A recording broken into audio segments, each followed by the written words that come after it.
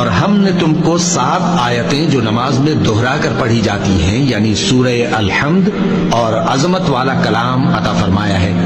ہم نے کفار کی کئی جماعتوں کو جن کو فوائد دنیاوی سے نوازا ہے، تم ان کی طرف رغبت سے آنکھ اٹھا کر نہ دیکھنا اور نہ ان کے حال پر رنج و غم کرنا، اور مومنوں کے ساتھ تواضع سے پیش آنا۔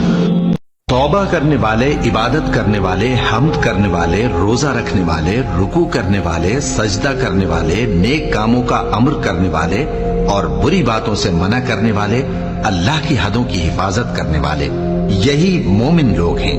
اور اے پیغمبر، مومنوں کو بہشت کی خوشخبری سنا دو، اور جو لوگ سونا اور چاندی جمع کرتے ہیں اور اس کو اللہ کے راستے میں خرچ نہیں کرتے، ان کو اس دن کے عذاب علیم کی خبر سنا دو، جس دن وہ مال دوزخ کی آگ میں خوب گرم کیا جائے گا، پھر اس سے ان بخیلوں کی پیشانیاں اور پہلو